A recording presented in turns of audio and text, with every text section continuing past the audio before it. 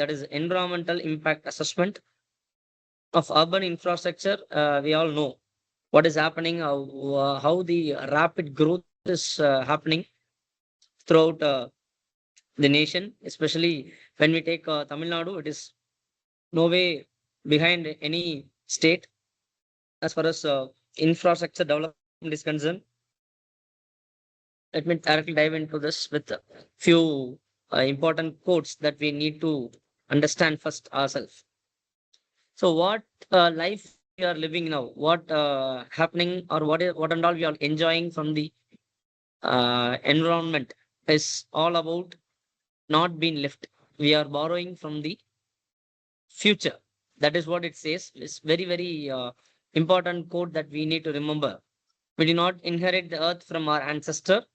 We are just borrowing it from our children. What we are getting, what we are going to give to them is very important because we are living their life now. This clearly emphasizes our duty to manage the environmental resource very responsibly so that our future generation will have a proper life with what and all the environmental benefits they can get, right? As we all know, the entire nation is moving ahead with sustainable development, right? Entire world is moving, especially as far as India is concerned, and we are signing a lot of sustainable development goals related policies. Why this keyword everywhere if you go, you can see the word sustainable development goals or sustainable development. Whatever the project you take, whatever the new product you are going to invent or you are going to do some research, every aspect will concentrate on the sustainability. Why it is so important? This is what it says. This quote is very close to that. Why we are moving towards the sustainability, as we are just borrowing our days from our or the resources from our children. With that note, I'll also like to quote this Gandhiji quote: "This world is for everyone's need, not for everyone's greed." Right. So, personally, I feel the responsible consumption and production is the major thing that we need to address at this point of time for this particular environmental issues or whatever happening now. That is majorly linked with responsible consumption and production. That is what it has to say. Moving on further. So when you look into this, as far as our country is concerned, we all know we are rapidly moving towards urbanization, rapid urbanization. I need to address this word as a rapid urbanization. Why? Because the growth is very rapid, unimaginable. As the if you see the population growth, we are almost at the top one, right? The number one country. So at the same time, we are heading towards the development. So if you see into this map, you can see popular 90 major developed cities in India, which is happening at the rapid speed from wherever you see. You might have come across how Maharashtra will be no, population is very dense there. So from even there, you can see a very rapid growth happening from the states of Maharashtra to the serene beauty of Kerala. How many of you, not how many of you, almost everyone would have come across what is Kerala. Kerala is all about God's own country, what it offers, what are the resources it has, the potential of resources that it possesses. No, even there also we are seeing a very rapid urbanization growth. What does it mean? That indirectly, even every natural resource is being utilized for any survival point of thing. Everything has been used to the maximum extent to attain a state called as urbanization, and we have to develop to that state. So this is what that's the latest figure. And when you come across in 1 or 2 years, it might be even in three figures. It may reach up somewhere else. Just an overview how urbanization is happening at the rapid speed, especially India is concerned. Have you ever thought about how a new road or any new project or a dam or any railway track, airport that affects the local environment? Have you ever thought of it? If something is coming, any new bridge is coming, any dam is coming. So what we used to say, wow, okay, some development is happening. But no, nobody is concerned what and all has been eradicated or what is the loss so that we got this whatever the benefit. When you call dam, roads or some benefits, so what are the benefits we come across? Have you ever thought of it? If not, this is the right time. You must think of that. Can progress truly be called development if it harms the environment? See, if everybody is concerned about development, who is going to concern the affected one? Here, the affected one is environment. If some development is very good and but it harms the environment. So, for example, very known example is plastics, right? Just an example. I'm saying taking a material where the progress plastic is very easy to access, very easy to use, but you know what the harms it produces to the environment. You know very well, right? So whatever the progress we are getting up, right? It has whether it is being harming, it is doing any harm, or it is benefiting the environment. That is the question that has to rise in your mind for every sort of development. Okay, what the price do we pay for the growth? Is growth is coming for free? Say, for example, if I take a material again, natural resources, it's free, right? That's what we call natural. It's there in the nature. We can take as much as possible, right? That's what we think of, right? What price do we pay for the growth if something is happening? See, I used to visit city, Chennai city frequently. I saw a quote there where metro construction is happening. They quote like this. It goes like this: struggle today for a better tomorrow. Say, for example, the traffic is very high or it is getting too late to cross one place to other. So the process, what is giving is struggle, right? In the process, if you struggle today, you will be in a better world tomorrow. What is the better thing it is going to bring? If metro is coming, so what happens? The traffic it get reduced, easy movement can be done, one place to another place, communication duration can be reduced, right? That's the advantage, right? Immaterial of how much you are going to pay for it, that is different. So what price do we pay for the growth?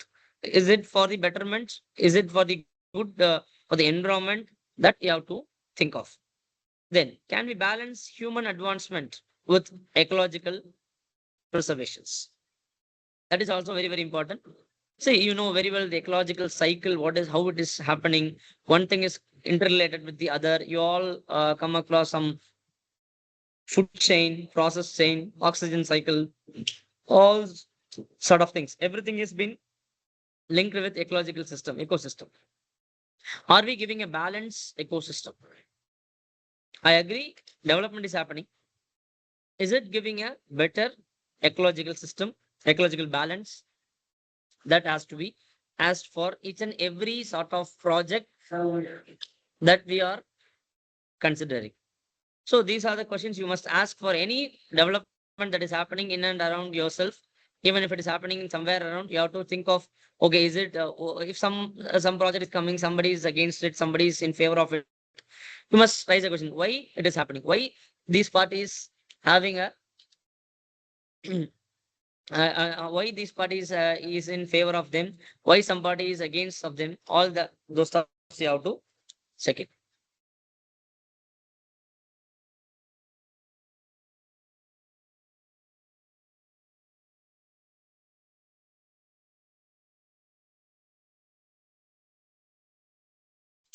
Sorry for the interruption.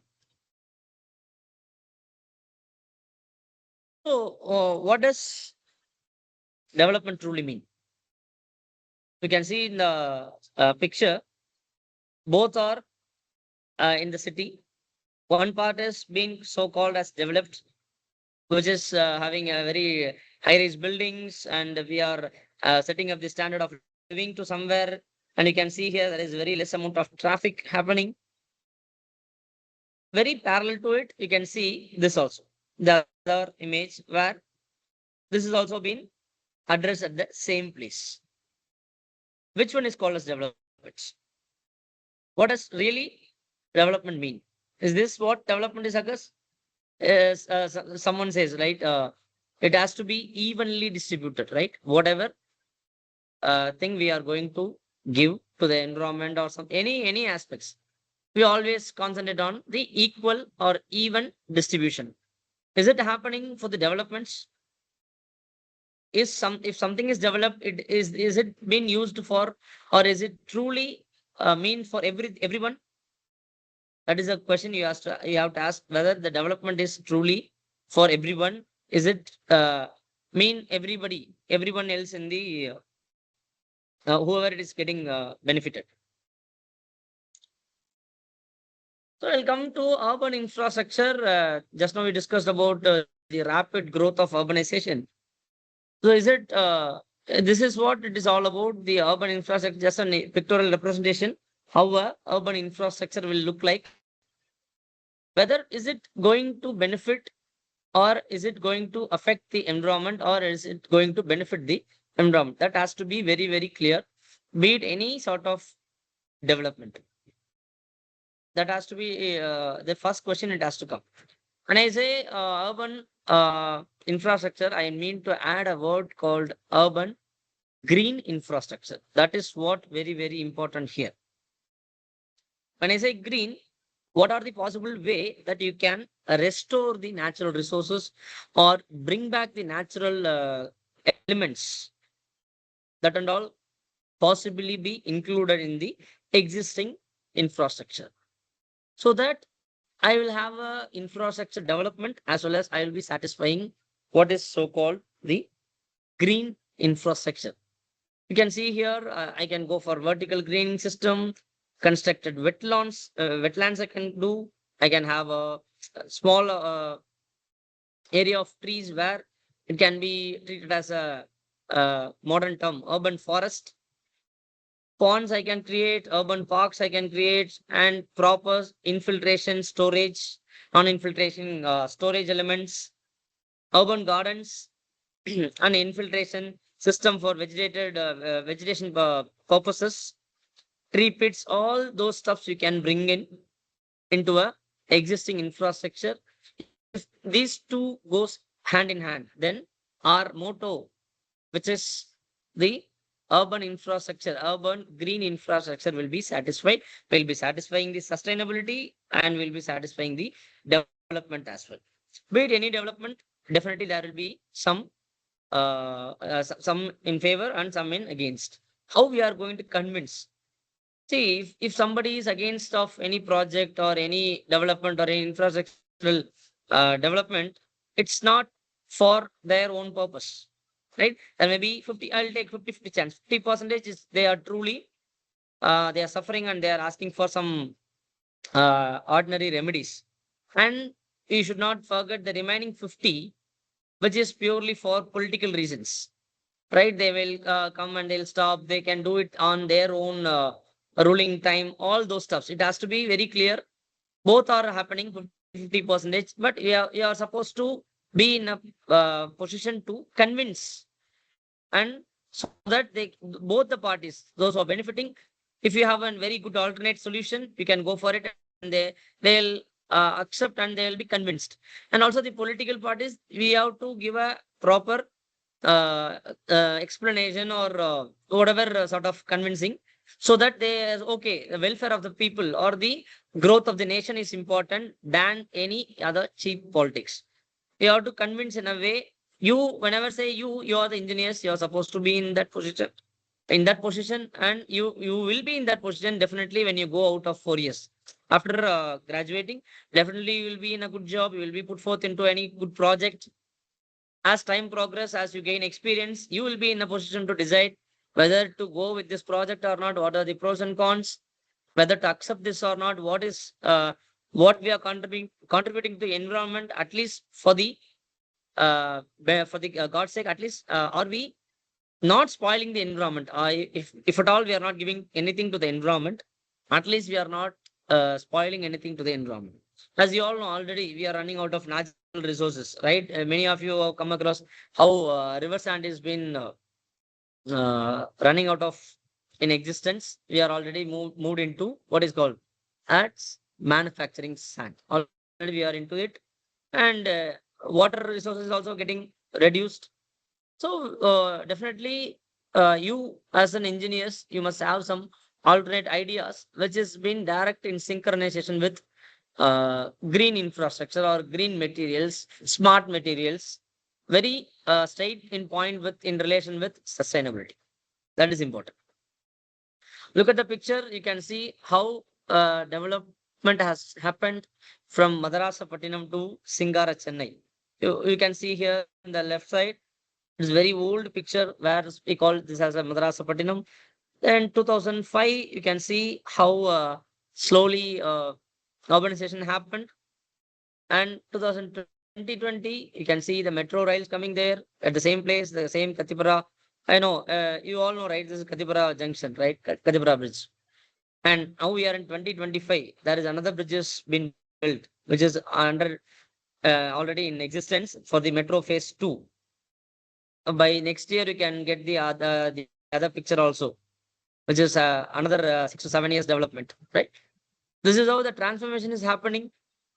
Is it, what do you think? How it has been transferred? Whether it is benefit, is it spoiling the environment or not? What is happening here at this point of junction? You can very well see how trees has been eradicated. See here, you can see very well in 2005 and to 2020, the how environment has been totally collapsed. What are the other benefits had happened because of this infrastructure development?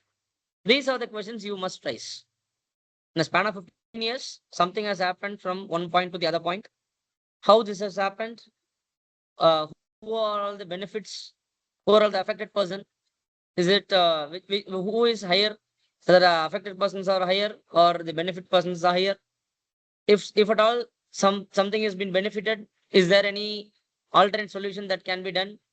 All those stuffs you have to think on, right? At least just like reading a newspaper or reading a news article, you can come across. So who is getting benefited, or how much benefit has been happened? Who are all the affected person? What are the compensation they have got? Right? All those stuffs you have to keep on thinking, because you will be very soon you will be in a position to decide all these stuffs. Diving into the major part, that is the topic of today, environment impact assessment. From the very right word, the split up here you can see environmental is all about environment. What is the impact that has been created? We are going to assess it. Very similar to what we are going to, how we are doing a project or how a project has been reviewed, right? Is it benefit for the environment or not? What is the impact it is going to give? If you see, again, I'm saying if it is not getting benefited, so it is not a good project. No, that's not the case. Somewhere or the other, it may suit somewhere else, or it may suit some other year later, right? You can have those sort of assessments. So at this juncture, it is not needed. Maybe after 10 years, or this can be linked with so and so the other projects or clubbed together. Like all those stuffs can be done. So it is pure and about not about whether to choose or not. No, not directly, not that point. It is very similar to assessing whether how forward this can proceed, or how very earlier it has to be stopped. That is what is all about. Just assessing the environments. What are the impact that it is going to give to the environment? What the projects?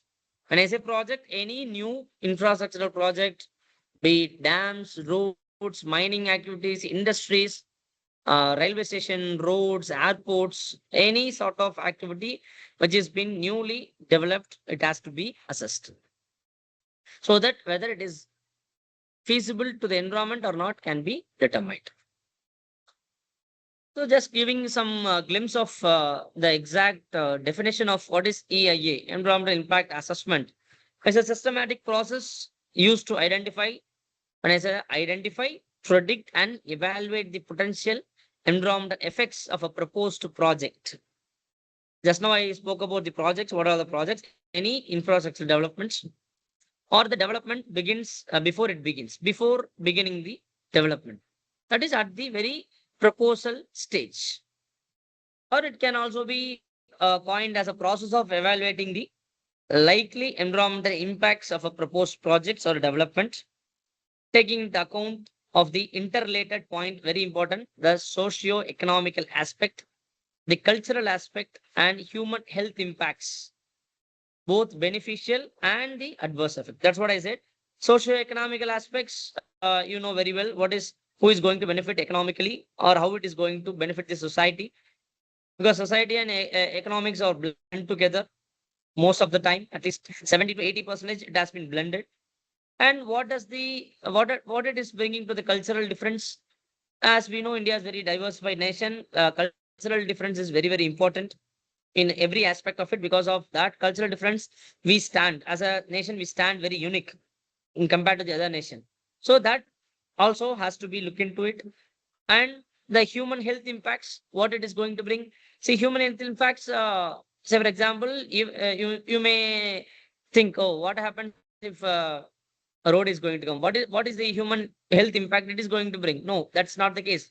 You all know very well about the air pollution that has been happening, the frequency of accidents that is happening, right? And if I say, if I bring a new industry into the town, what it is going to give? I'm not talking about the product it is going to deliver, the side effects or the wastage that it is going to produce, be it chemical or wastewater, any sort of things, right? So you have to address all those aspects, both beneficial and adverse effects. Both are to be included. That's what I said. It is not about rejecting. It is also about assessing and appreciating, including the benefits as well.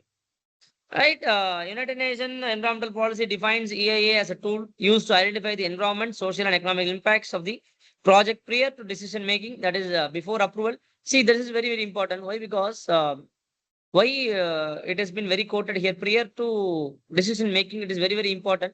Once the project has been approved or assessed, every funds has been sanctioned, that roadmap has been extended. Because of that, various amount of like plans has been uh, timeline has been done.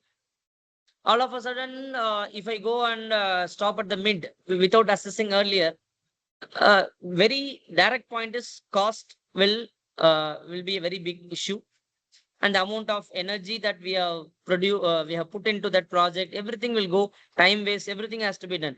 Because see, that's what I'm saying. It's very prior to it, starting prior to the project of any project starting, right? So it aims to predict environmental impact at an earlier stage in the project planning and design, find ways and means to reduce adverse effects, shape projects. So it shapes the project, what can be done, what not to be done. So the local environment, where we can blend with the local environment. If any new project or anything is coming, you can go with blend environment. You might have come across an image where in Japan, a metro station will go into the apartment 6th and 7th floor, where 8th and 9th and the subsequent floors will be a living area, without destroying the particular building. They have constructed that. So these are all some good design, project planning and design, so that it supports the project, and it will it will increase the possibility of any project that can be benefited to the people. Here the present prediction and options to the decision makers, very important. Decision makers are very common in every country. They are the policy, we call as a policy makers, right? The government parties. That's what I said. We have to be in a position to convince them in a way that this can come or this cannot be come. It has to be very specific. Environment impact assessment as a national instrument shall be undertaken for proposed activities that are likely to have a significant adverse impact on the environment and are subject to a decision of competent national authorities. This is another direct definition of what it is all about. As far as India is concerned, it has been backed by the Environmental Protection Act 1986, which contains various provisions on EIA methodologies and process. We'll look into that, the process, how it is happening and methodologies. And I will also take you to the few websites where you can go and you can assess how the project is happening, how, what are the environmental concern it has, all those stuff I'll take through. What are some key features of EIA? What are some key features? So, what do you mean by a feature actually? When I say feature, what does it mean? It has to give something beneficial, or it has to be a tool of whether it has been good or bad to assess that, right? So here EIA is a continuous and integral component of planning. So what happened? So it has to run continuously throughout the planning cycle of any development initiatives, right? And if you say it's a complementary to all the other forms where continuous process will not happen, right? If I say any budget or any inspection work, everything happens at the start or at the mid or at the end once the process has been done. But here it is a continuous an integral part of planning and designing, right? So it has to be initiated at the earlier possible stage at the project planning and design. Next one, what does it facilitates? EA facilitates dialogue, prediction, and responses. So the decision makers or the public, right? They will consider the potential impacts of the project so that it can be viewed very seriously, right? Whether it is benefiting the local communities, or is it giving proper utilization of natural resources and the betterment of the environmental quality. It is very, very important, right? So then EIA helps to enhance social and economical opportunities by promoting conservation and provides a mechanism of enhancing new economical and social opportunities, right? In a long term, when I say long term, environmental protection and conservation measures, right? The last one is not the last one, the last one before. EIA provides a framework for stakeholders' participation in decision making. Very important. I'll touch upon here itself the stakeholders. Who are all stakeholders? Everyone, those who are involved in the project are stakeholders. We public are also the stakeholders of the any project as far as EIA is concerned. EIA is been if initiated, then we are also as a public, we are also the stakeholders into the project, right? So development project that can be imposed on local communities. Most probably they fail to address it, right? But EIA, if it has been got into EIA, it has to be circulated. It has to take the commands of the public, right? Public participation is very important throughout the project cycle, right? Goods and bad, all those stuffs, right? And it's a tool to improve decision making. So it provides project specific and strategic information. When I say improves decision making, project specific is all about you as an engineer and the designer before uh, implementation of the project or the process, right? This decision has to be arrived, right? So it is like a mechanism for addressing the cross sectorial. When I say cross sectorial and cross boundary issues, like I'm constructing a road. What is it going to happen for the animals? No, that's not the case, right? I'm doing road for the betterment of people. Why I'm going to bother, or what is going to bother for the animals or any other local sectoral things, right? So that's not the case. You have to think on addressing the cross sectoral various sectors. It has to be done, and cross boundary issues as well. Right? This is what all about the features of EIA. Quickly, I'll take you through the global perception, the history of EIA, how it has come, what are the countries are involved globally as well as Indian perspective. So in 1969, the United States they are the pioneer of EIA with the enactment of National Environmental Policy Act, NEPA, the first law that has been formally required for environmental assessment for any federal project. They say federal project is government project, right? They are the pioneer in introducing this EIA. And 1970 to 80, in the span of 10 years, so this concept spread internationally, reaching to many countries with very similar regulations, how it works, all those stuffs. The World Bank began requiring EIA funding for those EIA projects in 1980. And in 1992, you might have come across Rio de Janeiro, the Earth Summit happened in 1992. It emphasized on EIA role in sustainable development, promoting its adoption throughout the world. That is very, very important. There only it has been given a widespread and a wake-up call to the entire world of this EIA and its importance and its role in developing a sustainable nation. And earlier 2000 to present, so EIA evolved to include strategic environmental assessment and more focus on public participation and climatic change impacts. Very, very important. That's what I earlier I said. Public participation has been included. It has to. We are also the stakeholders. They are supposed to ask for our concern in any aspects. Any new project has comes, right? How many of you are aware of this? Many of us we are not aware, right? Whether if some road is coming, usually you can ask, sir, who is asking me for any road construction?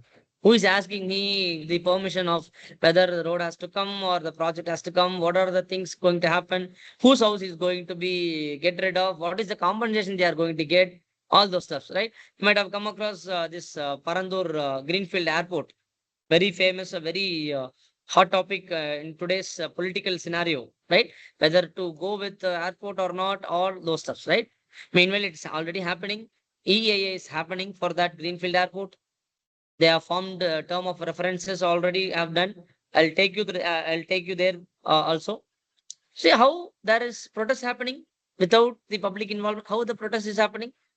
There are activists, there are environment activists in the nation and in the particular places, and the people who are getting affected, so their representation is also there. That's why as I say, 50 percentage proper attention has to be given, and 50 percentage is all about political reasons.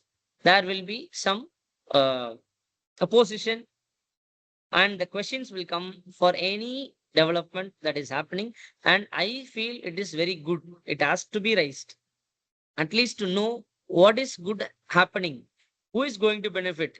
For that sake, for at least for that sake, it has to be done. What EIA has to be done, but EIA for all the project has to be done. No, that's not the point. I'll say when EIA has to happen, or when for what all the project EIA has to happen. I'll cover this bit earlier. So when it comes to India, right, in 1970s, concern begins as we progress into industrialization, but there is no any formal EIA procedures. And 1994, after the Earth Summit, so India officially introduced EIA notification under, as I said earlier, EPA, Environmental Protection Act in 1996, making EIA mandatory for certain projects. That is very, very important, not for all the projects. And the latest notification is happened in 2006. How many of you know there is a notification came during COVID time, EIA 2020, which is being withdrawn because of the public participation. Very, very important and very good example how the public participation can be done. In 2006, they have implemented a new notification. It strengthened the process. Many of the people accepted, or you can say many of the people doesn't know about this. So majority has gone with the EIA notification. When it comes to EIA 2020, with the boom of social media and the other platforms, this has come into light and it has been withdrawn. Right? They give very shorter span of 20 to 30 days as the public notice. Within that 20 to 30 days, many of the activists and environmental concerned peoples, they have read through the gone through the EA notification, and first of all, it has been given only in the national, only in the Hindi language, which has been again protested, and it has been given again reframed, and it has been circulated throughout the nation in their regional languages, and many opposition has come for it, and it has been now it has been in a state where It cannot be further processed. It has to be refined and it has to process. So last notification is EIA 2006. 2020 is in stall state, right? So recent years, India has incorporated sterile complaints mechanism, online submission system, greater public consultation in EIA process. I'll show all this how it has been happening now in India. This is just a timeline how EIA is processed in a global aspect. 1960s rise of environmental awareness, very important. 1970 birth of EIA. 1980 adoption, global adoption. Everybody took EIA into their hand. And 1992 they have framed a framework which is directly a tool for environmental protection and sustainable development. 2000 integration with policy and planning. So it includes strategic environmental assessment process and procedures. More focuses on the transparency and the public participation. The present scenario, so climatic resilience, biodiversity impacts and community effects, all is been happening, and it has been directly integrated with SDG, Sustainable Development Goals, and the Green Infrastructure Principles. That's why it has been now.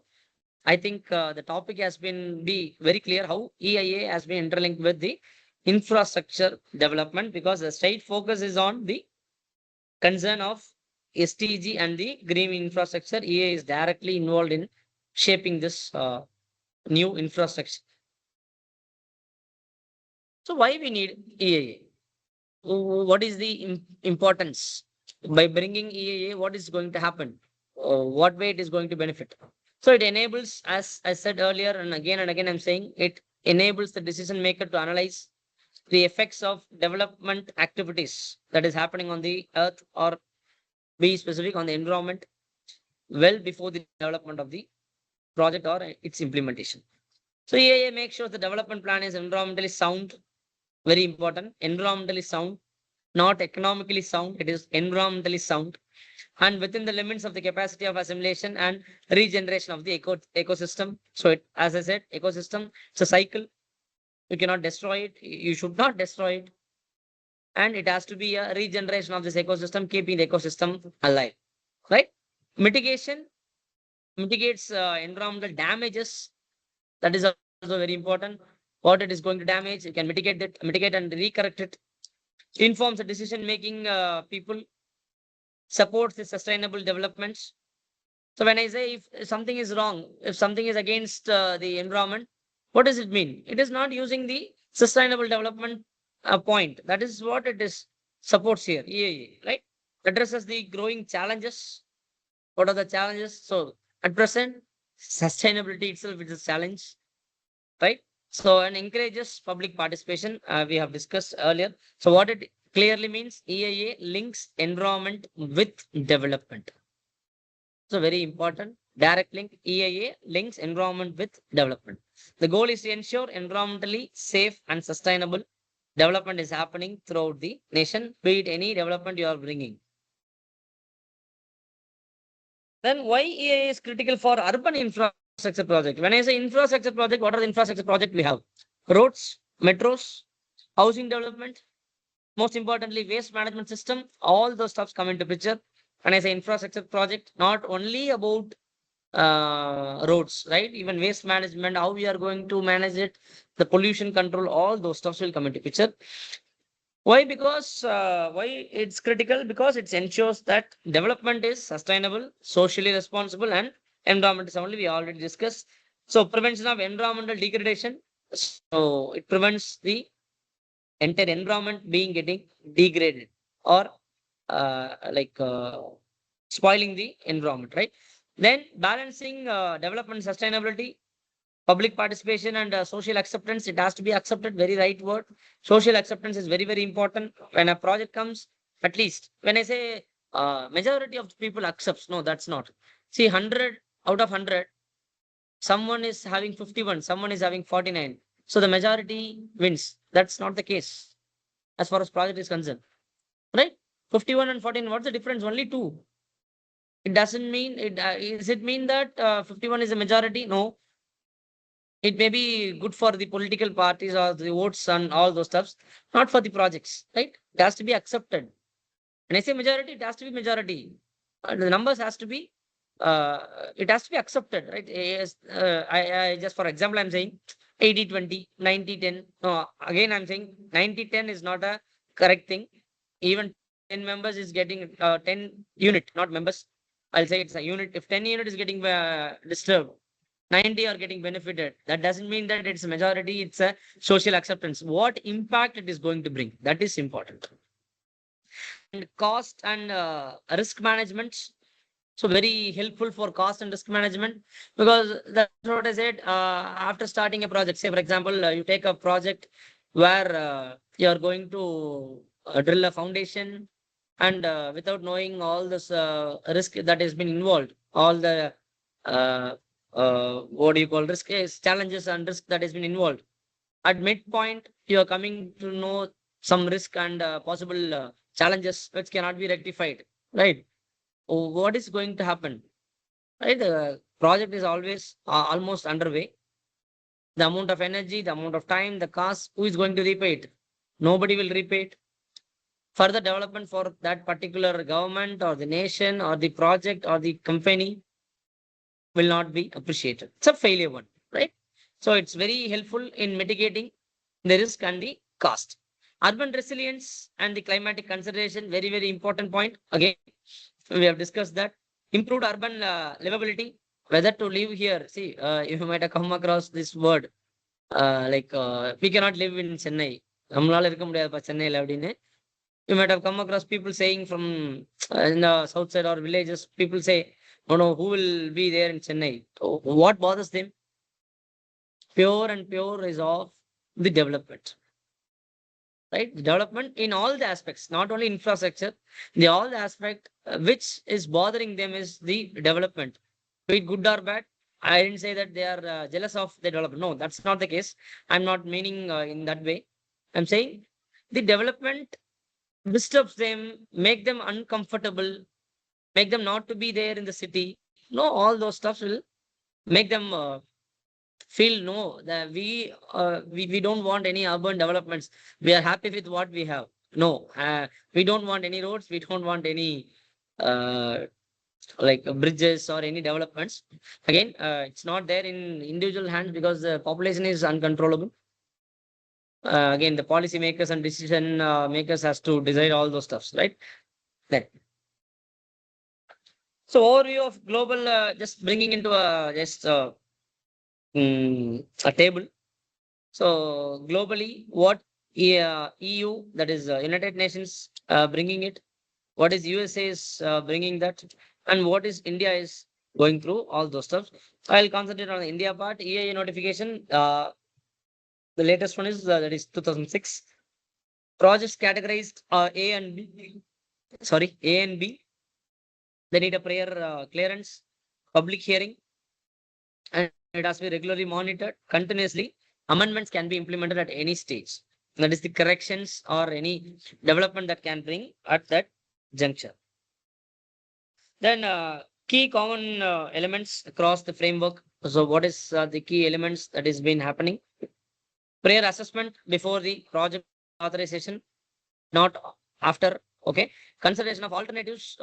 Is there any alternative that can be bring? So you can take the very example of the same airports, right? Few parties are giving against the airport, and few are in favor of it. And those who are in favor, they are asking the other opposition party, what is the alternate you have? If at all, the airport should not come at that particular place, where it can come. Right? They are asking for an alternative. They are not asking for any. The opposition party, say for example, they says, oh, we don't need. Just now I said no. I don't want any urbanization. We don't want any airport. That should not be the answer, right? That's what I said. Whether you wish or not wish, right? Whether you do it or not, it has to be developed because of the population. Where the policymakers has to feed everyone, right? In one way or the other. If not, what happens? All the unemployment issues will come, poverty will come. Some way or the other, what they are projecting, any project, who is going to benefit it, right? Because of that beneficial thing, few other things can be eradicated, right? So they are asking for any alternatives, consideration of alternatives, any alternative, any other places where the land can be used. No, no alternative has been suggested so far, as far as I know. We have discussed public participation more majorly, monitoring and compliance after clearance. If the project is been cleared, environment cleared, fine, done. Okay, you should not throw that. Okay, everything is done. No, it has to be monitored and regular compliances has to be addressed. Clear project threshold and categories, very, very important. What type of project it has been, what is the threshold limit they are having. The you can have any scale or any impact values, right? Then integration of environmental, social, health, human welfare aspects. We have to integrate all those stuffs. We have seen it in the very definition part of EIA. The idea that development must be sustainable and you have to avoid or reduce significant harms to the environment. What are the challenges we have? Differences we have when compared to other country. So the challenges and differences, the institutional setup and implementation vary widely. Central versus state process will be different. Speed of process will be different. Monitoring of the resources will be different, right? And there will be some jurisdiction emphasis, transboundaries impacts.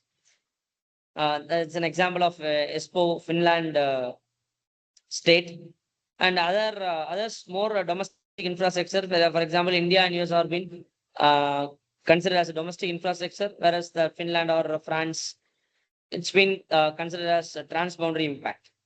Balancing efficiency of processing with thoroughness of review is a continual tension, especially our infrastructure project concern is very, very difficult. In practice, public participation and rigorous alternative analysis sometimes remain weak, very, very weak as far as public participation is concerned. That's why I said they give very less time. How many of you are aware of this so notification that is coming on the online or in newspapers? You might have come across some land grabbing ads in newspaper, right? What for it has been given? Just for the involvement of public participation, whether to make them aware of this is what happening and they are going to grab the land. All those stuff, you just go through any newspaper for 15 to 20 days. Definitely you will find one day. Most probably in Hindu, they will publish on every Wednesday, I think so. Yes. You can just buy an Hindu paper because of 3 to 4 rupees. Just go through it and you will understand whose area has been taken for what purpose, all those stuffs they have given, right? The scope, that is what for the project has been covered, right? And the threshold vary a lot. And these are the very major challenges that we face with EIA. Overall involved, right? Already I spoke about our involvement as a stakeholders. Other than the public, who are the other persons involved? The project proponent, who is going to propose the projects, for example, Adani Ports or Adani Power or Reliance Industries, any sort of CMRL, right? Any project proponent, right? So those on a role in what are the roles, right? Initiates the project, funds and submits EIA, implements mitigations, all those stuffs they'll do. And consultants, EIA consultant, so they prepare the environmental management report and they prepare the EIA report, conduct impact studies, they'll collect feedbacks, they'll go in live and they'll get feedback from the public and the nearby areas, right? All those stuffs they'll do. They are called as EIA consultants. And regulatory bodies or authorities, here Ministry of Energy and Forest Conservation, Forest, EPA, EU, various country and their components. So what they do is they screen the process, they review it, approve or reject, all those stuff they'll do. And expert appraisal committee or review panel, technical evaluation and recommendation, they are very concerned about the project, technical things happening in the project at the larger scale or in the long-term perception. Then monitoring and enforcement agencies, before monitoring enforcement agency, we have public NGOs and local communities. They participate in public hearing and submit feedbacks. They give oppositions or they raise votes in favor of the project. All those stuff will happen. Monitoring and enforcement agencies, they check the compliances during the construction and operation. Very, very important. which has been very highlight of EIA. That is a continuous involvement and continuous monitoring. Sectoral agencies and advisory bodies. So, for example, if the project is been constructed or coming in the forest or in the water bodies or in the wildlife areas, you know, right? Industry, where the industry will come away from the city or away from developed residential areas, right? Why? Because what is the reason?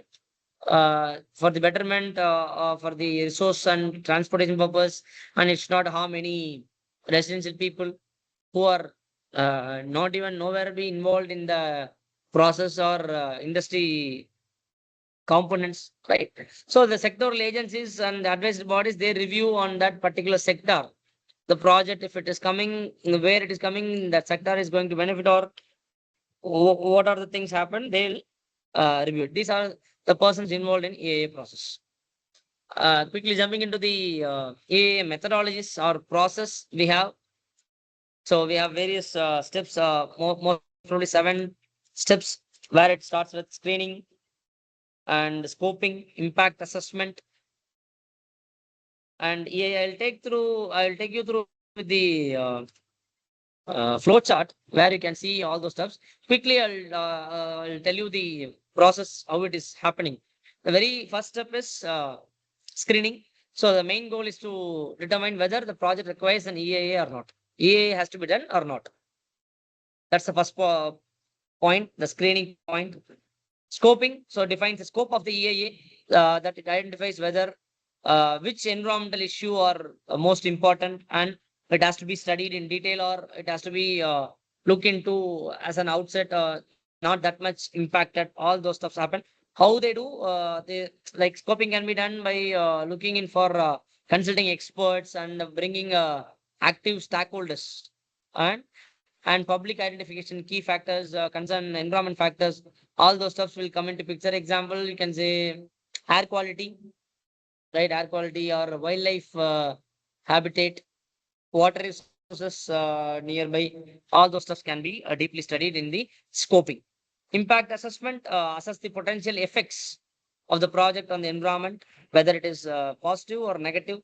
So how this will be done? Gathering data on how the project will affect various environmental aspects. They will do it. And next one is, what is the next one? Mitigations. So mitigation involves majorly of strategies or action taken to reduce or manage the negative impacts. Most probably the negative impact that has to be done. Mitigation, right? So they'll take in three steps. First, they choose the type of the project, and they minimize the impact by using any alternatives can be done, or by introducing any new technologies to it. All those stuffs will be done. And how can this new infrastructure can bring any new restoration or any new habitats that can be compensated of the losses that has done already. That is also important. Public participation, we have discussed very well. And nowadays, public participation is happening on the website. They'll draft the EIA and they'll post it in the public forum.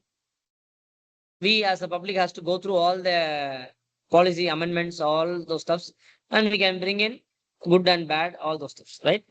Then the reporting part, compiling all the findings, preparing into a proper report, and coining it as an environment impact statement, right? The final statement, it impacts whether project is good to go on a scale, for example, 10 scale, they are fixing 10 out of 7 or 8, it's good to go, or 2 to 3, it is not good to go, it has to be stopped, it will have a major impact, all those things. Then the decision makers, so they have to decide whether to go with or not, whether bring the project or not, they will do it. And the monitoring and compliances, pretty simple. We have already discussed about this, right?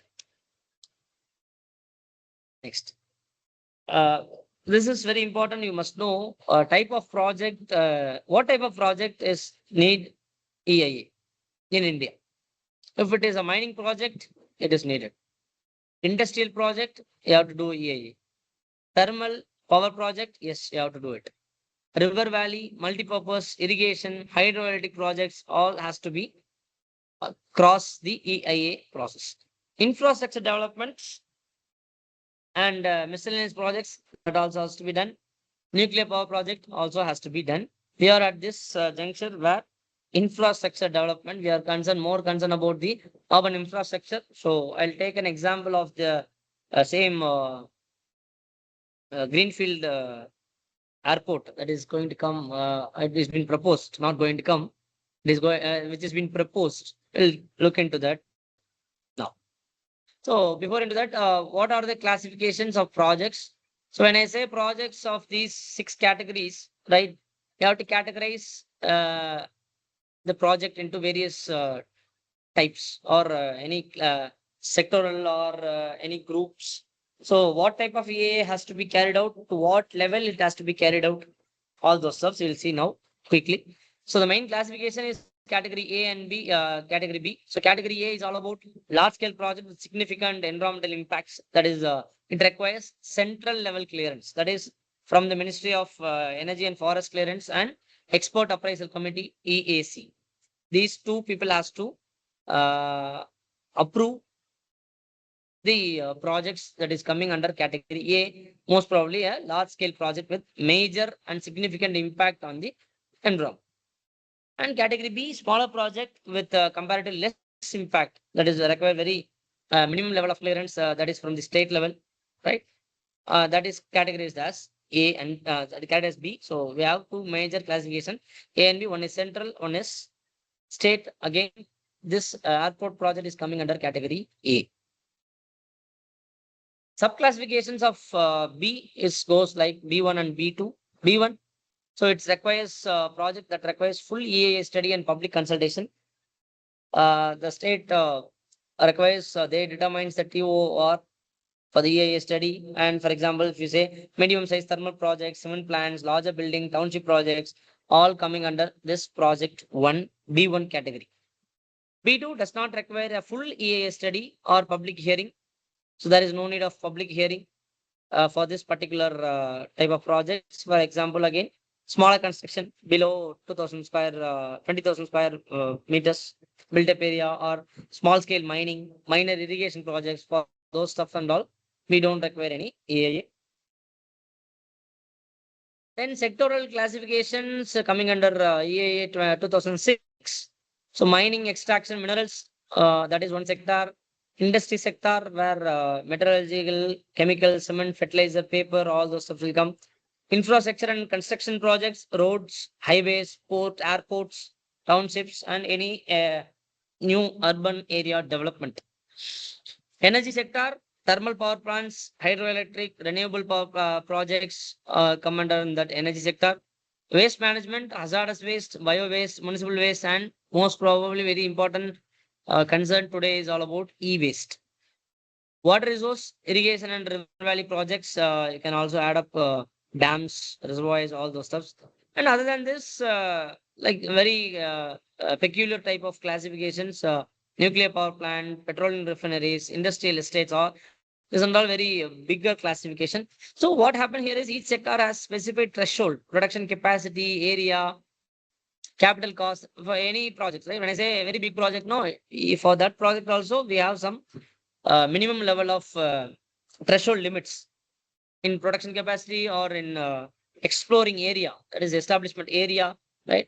And the capital cost that has been invested, because higher the cost, the higher the life they will has to run. Right? So determining whether it falls under A, B, B1 or B2. So that's what I said. It's all about sectoral classification. Among this project, it can go under A or B1 or B2, any classification. Thematic classification, again, so how it is going to be classified? Linear projects, so road line, pipelines, transmission lines, so special treatment for route-based EIAs, all these stuffs, which has been very, what do you say, very new to the EIA process. So they have given a lot of amendments in 2025. Building and construction project. So the clause and all, it has been given in the process of EIA. So that's the number. It says item A, 8A and 8B.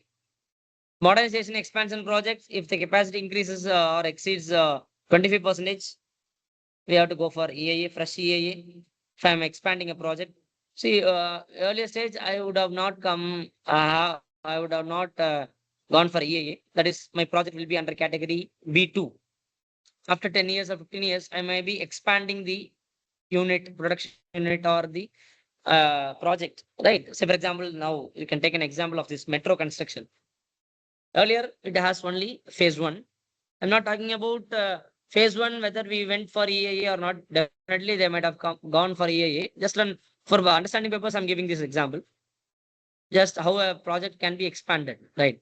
So, first, they have only one proposal, that is phase one. Now they have gone in for phase two and phase three. So that's how.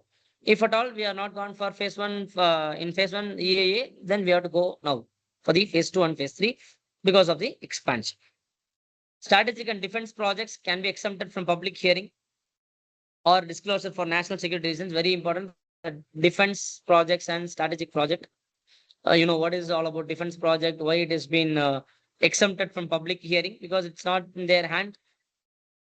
The ex post facto clearance of a project obtaining without prior environment clearance, controversials, but allowed under the limited conditions. So that's what I said here as per EIA draft. You see here, it is not a notification, it's an EIA draft 2020 provisions, later court rulings, right? Cluster approach minings, that can also be a theme of multiple clusters coming together, and broader area or eco-sensitive zones, example, automatically evaluating to the category A. So we need an EIA for that. Location-based classification, it's all about the where it has been located, whether within the 10 kilometer of natural sanctuaries or parks or wildlife sanctuaries, critically polluted area or eco-sensitive zones, interstate or international boundaries, all those stuffs that come under category B, and it may be upgraded to category A. And other classification is administrative classification, depends on who grants the clearance. Central government is going to give or state government is going to give, right? State Environmental Impact Assessment Authority or the district environmental impact authority. All those stuff. This based on the clearance from where we are getting the clearance, right? So this is an overview where you can see national, state-wise, the category of project A, B1, B2, and the special cases, whether we need a full assessment or not, who is going to give the approval authority, a state government or central government, ministry of ministry, central ministry or state ministry, all those stuffs. This gives a very easy overview to get what is being done. So this is a generalized flow chart how the EIA works. Very common framework of EIA, how it works. Just now we have seen the process, right? Methodologies we have done, right? They're very similar to that. You can see, just go through the flow chart, how it flows in a manner from the state of applicants, right? Application has been processed, and we have found TOR, term of reference, has been given by the state authority, right? And the classification of projects, which one is B1 or B2, which category has been done. And if based on the classification, whether it has to go to the next level or not, which is who is going to look into that, all those stuffs you can see here. And how public involvement has been given, or how public advertisement has been given, at what stage after the EIA report it has to be submitted to the public. And if they are convinced, then you can go for the finalizing EIA. If they are not convinced, then you have to again go for the scoping and TOI preparation, looking in for any alternatives or any other improvement that can be done, like any bringing any advanced technologies, or reducing the size of the project, or delaying the project by some years. All those stuff can be done here. After the public meeting, you can finalize the EIA and the decision making, whether to approve or not, if it has been approved with the conditions or not, whether it has been approved with conditions or it can be approved, sorry, not approved, and you have to redesign, resubmit, all those stuff will happen. And after the approval plans, the implementation information from this process contributes to the effective future implementation of EIA. This is all about the how EIA environmental assessment impact assessment has been done. So positives, we have discussed all these positives. We have already discussed. I hope I have covered all the topics here. When I say positives, there will be some negatives also, right? When you look into this, even the lecture, it will be very lengthy, right? The EA process is very lengthy and bureaucratic process, so it may lead to delay of projects. So at least it takes 2 to 3 years for the assessment itself. The proposal will be somewhere example 2010, then it might have implemented in 2020, almost 10 years. What happens is the cost will get increased. You know, the power of inflation. When I build a home at in 2010, the same amount I cannot build at in 2020. It's very known fact. The power of inflation will hit us very hard. So the project delays and cost increase. Then poor quality or biased reports. That's what I said. The influence of the political parties to bring in the project or to not bring the project.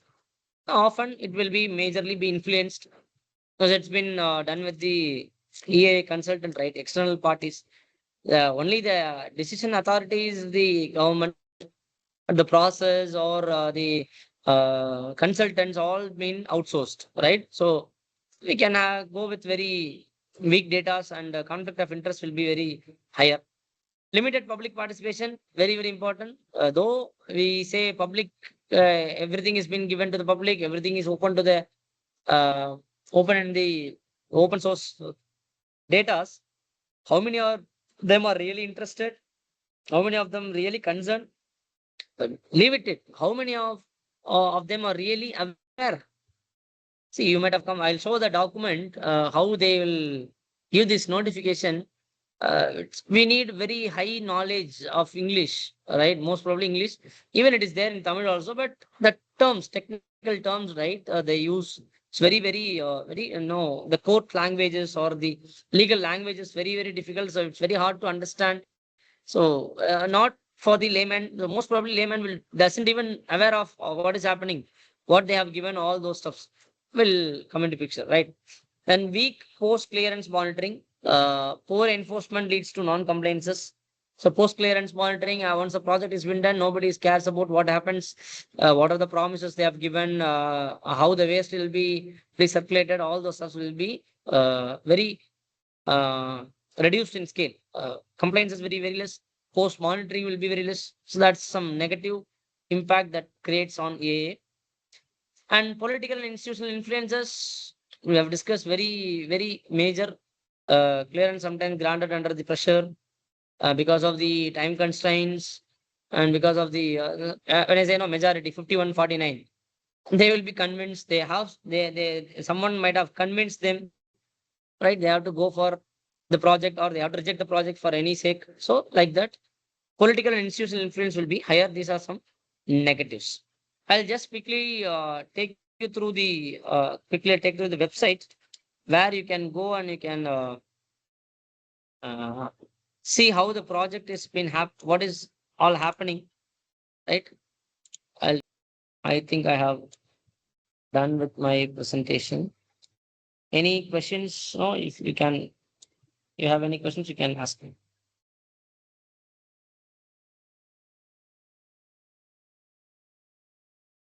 Anybody having any questions or any clarification, you can ask me. If not, thank you for the time. Thank you.